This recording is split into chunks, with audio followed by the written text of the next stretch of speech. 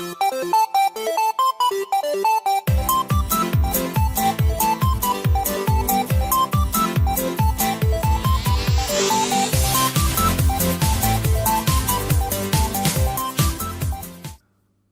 Guy, welcome to episode 5 of the AMIGArama podcast. This week we're going to have a look at a game called Rome Pathway to Power. But before we do, I thought we'd go over a bit of news this week. This thing, it's not really Amiga related, but the reason it stuck out is because it's one of the most impressive Amiga games, and that's Shadow of the Beast. And someone's gone and converted, it's just a running demo of it, but for the Amstrad CPC, and it works on the GX4000 as well. And basically they've got the opening scrolling level where, you know, you're running along with the beast and these monsters coming at you, and it's got absolutely awesome music. And, you know, just watching it, even for just, it's only like three or 4 minutes long, and the guy sadly said it's only a demo, but an 8-bit machine running something that was pretty much a 16-bit powerhouse back in the day, it really is something to behold. And the fact that he's done such a good job with the original system music as well, it's well worth looking at. I'll stick a link in the show notes. It'll either be in the podcast description, or go and have a look at AMIGArama.com and look at the latest post on there. Now, just another bit of quick news, sort of going on now for the last couple of weeks. I've had a lot of problems with my Amiga 500. I basically bought an accelerator card for it, and the damn thing set on fire, and it completely took out my Amiga. I'm talking like smoke coming out of the side, and it destroyed like chips on the motherboard. I think it took out the floppy disk control and a few other things as well. It just would not work properly, and a bit of a panic really, because, you know, I used that for doing my research and playing the games for the episodes and stuff. So a bit of a quandary of what to do, but I keep going on about it. I can't stop talking about it. I've always wanted an Amiga 1200, so about a week ago I finally took the plunge and I spent an arm and a leg on one. Now, rather than just buy one with, well, just a stock one, because I knew that later on I'd end up wanting like an 8 meg card, and I want to put a hard drive in it to, you know, run like classic Workbench and things like that. So I splashed out a bit more, you know, about £300, I'm quite sorry to say. I mean, especially seeing as I'm already down an Amiga, so, you know, I'm losing a bit of money there. But, you know, I was quite happy, so about £300, and it come with a Hawk accelerator, which had 8 meg stuck in the side, plus the 2 meg internal chip round, so a bit of a beast straight away. It did come with like a 4 gig compact flash hard drive, which was a definite plus. But the version of Classic Workbench it had on it, that's like a specialist, like a hobbyist version of Workbench. It's like a much more faster, loads of software installed, which is handy for playing games, and WHD load hard drive stuff as well. Those are usually can be quite time consuming and difficult to set up. And when mine arrived, I was quite chuffed, but it had like a version of WHD load and Classic Workbench from about 2009. So I ummed and ahed a bit, and then I started looking into it, and I thought, well, I'm going to attempt to install the hard drive myself. And what basically ended up was a week and a half of oh, God knows what messing about. I had no idea what I was doing, so it was a bit of a fumming around, trying to work things out, going to numerous forums. In particular, went on the English Amiga board. Those guys are fantastic on there. You put a question up on there like the different sections to relate it to this, and they'll come back within a couple of hours, which is just what you want when you're trying to sort out stuff like this. So yeah, I was absolutely chuffed to bits, and it took me a good week of messing about, learning how to partition these drives and do it for an Amiga, installing Workbench, installing Classic Workbench. Oh, it was a nightmare. But it's all working now. I'm very, very happy to say it's all loading hard drive games, and I was just chuffed to bits to get it working. And then sod's law, after I got everything working and I'd scrubbed cleaned the 1200 down, and because I'd lifted all the keyboard out and that and cleaned underneath. And I have an adapter on the back which I can plug in like a Microsoft mouse inside. So it's got like an infrared or whatever on the bottom. And the adapter broke. So I was just like swearing at myself, thinking, God damn it, what am I going to do? And it just turned out something shorted out on the adapter. And luckily I went to the guy on eBay, because I had it for about a month, and he just says, oh yeah, don't worry. He says, I'm doing some more in the next week, so I shall send you one free of charge. So I was chuffed to bits. But in the meantime, I've been reduced to using the classic Amiga tank mouse, which isn't exactly the best, but it'll do what I need it to do for when I'm like talking about the episodes and playing games through and stuff. And it's not the best. I want modern tech in the Amiga. What can I say? But yeah, beyond that, I mean, the actual 1200 itself is an absolutely fantastic system. I'm loving it to bits. I've loaded it with so many games, and just picking ones at random and stuff I missed back in the day. I've been pretty much playing that night after night. I'm addicted at the moment. Anyway, I'm afraid that's it for the news.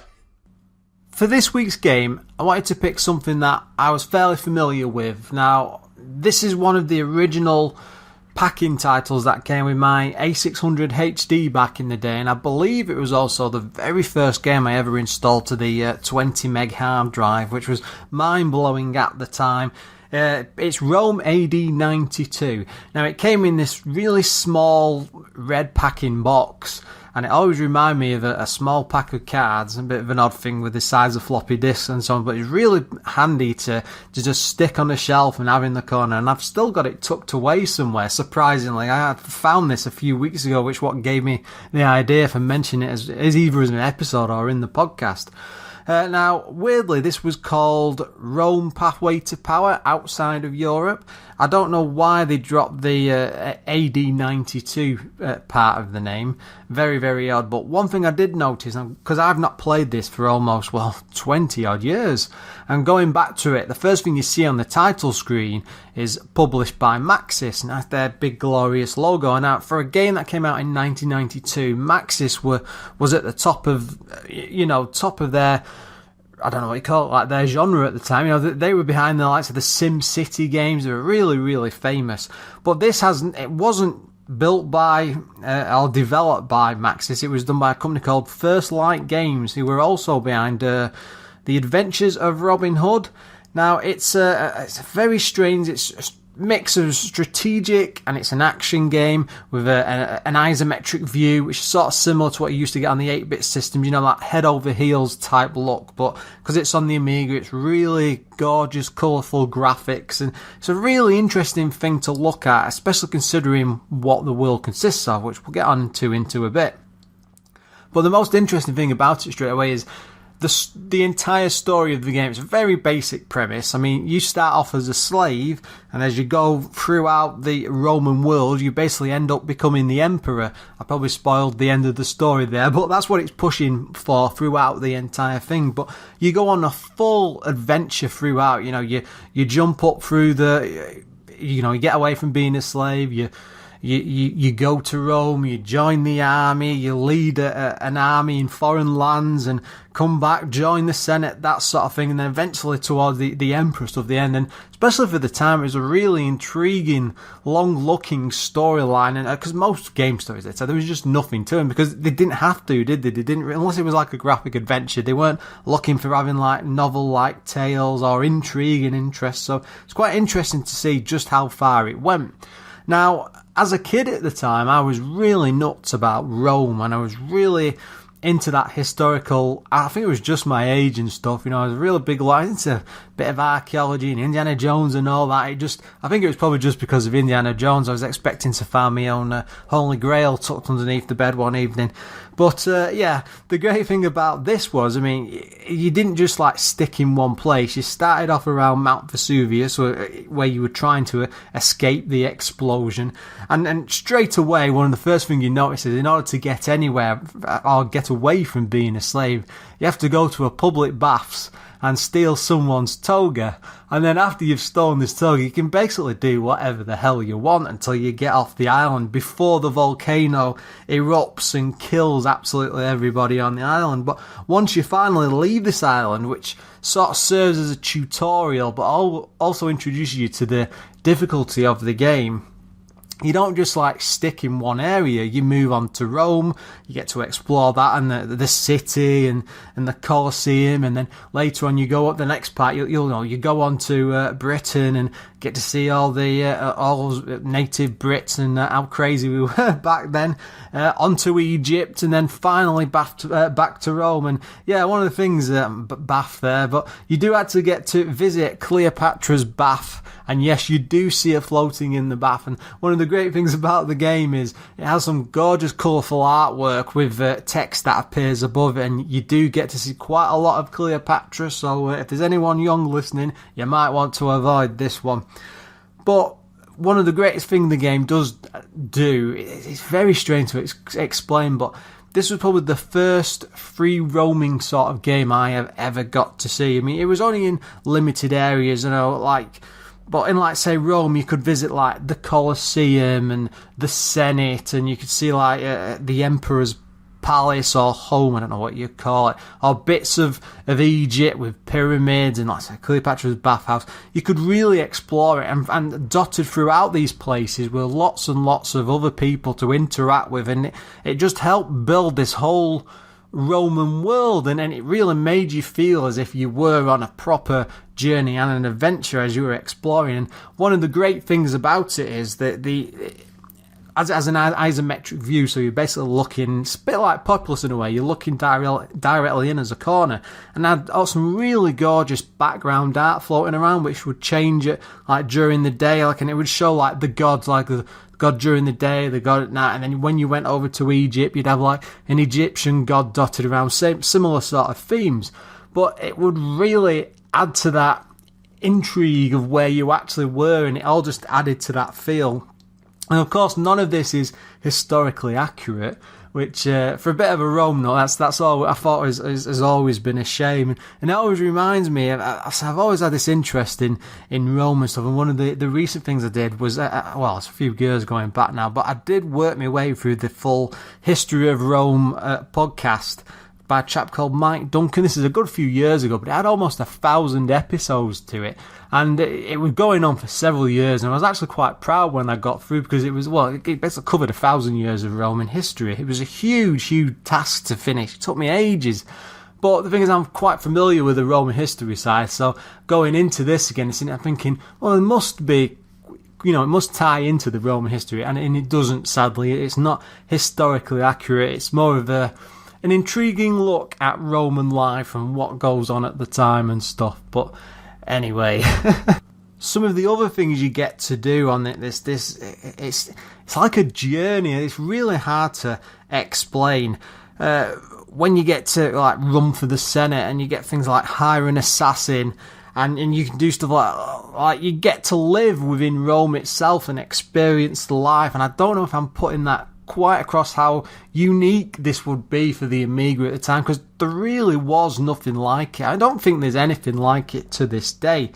But one of the great things about it, when you just live in the life of a Roman, you can go to the Colosseum, you can place bets there and watch the gladiator battles and take part in it. And I hope I'm building this interesting picture of just how complicated this game can actually be.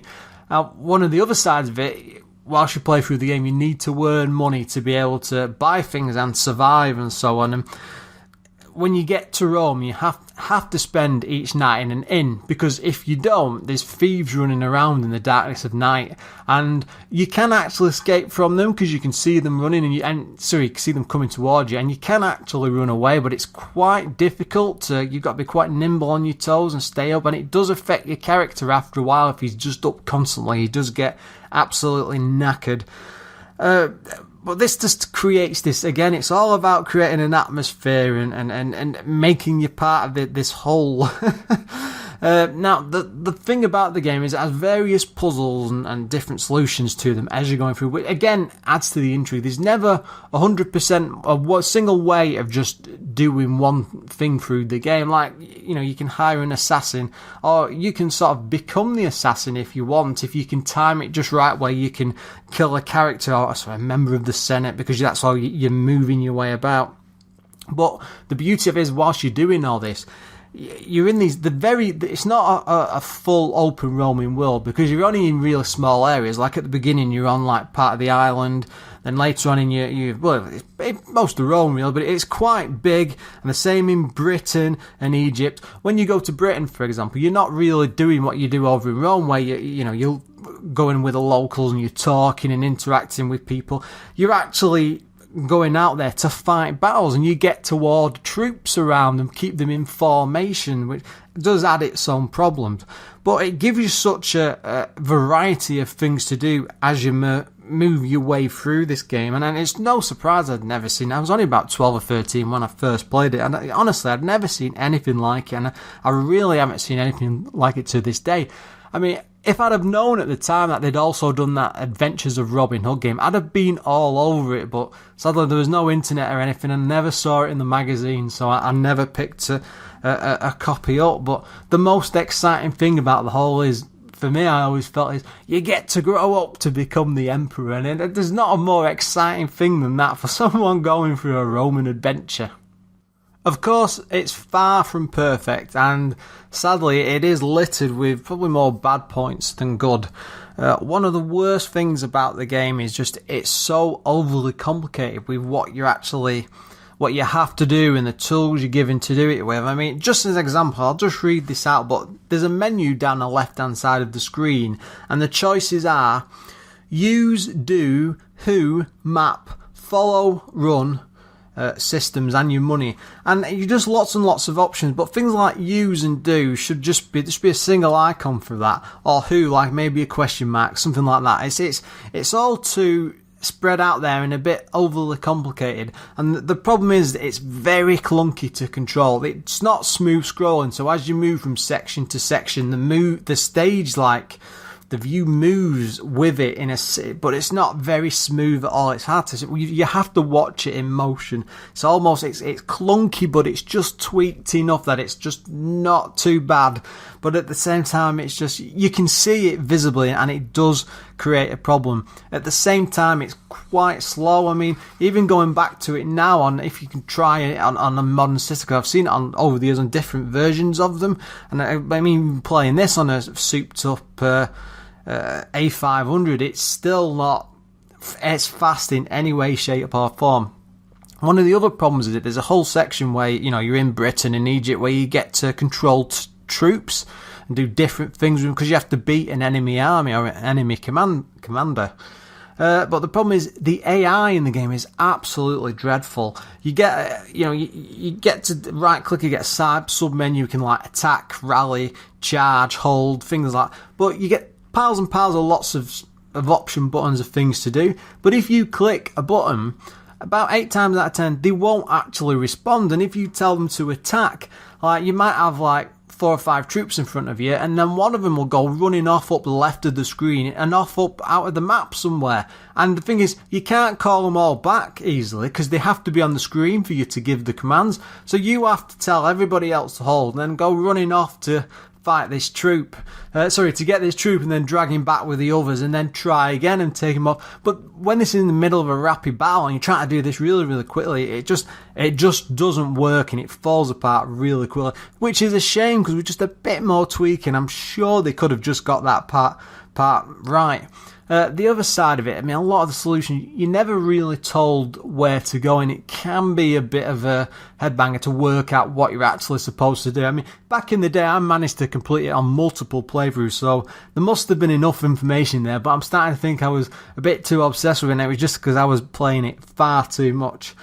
I mean, the whole game really is controlled by mouse. You don't even have to touch the keyboard at any point. But considering that, even with a nice smooth mouse, you're flicking backwards and forwards, it still feels too complicated. If you're like click a person to talk to them, you get several options, and a lot of the time they could have really just compressed that a bit, make it a bit easier to use, and again, it doesn't cause a major problem, but I can understand why a lot of people wouldn't like it. It doesn't help the overall feel of the game when they're just cramming in far too many extra things for you to do. On top of that is the difficulty quite high after the initial starting island, and it never really helps you with what you've got to do. It's rather tough to get beyond that, even later on in the adventure. I mean, going back to it, to do this podcast today, I really struggled. I remember playing this to death. I can remember all the parts and the story and stuff, and I knew what to do and where to go. It's like muscle memory. But even I struggled with parts of it because it was just so difficult to control. And going back to it today, it's really difficult. For the time, though, I was really obsessed with this as a kid.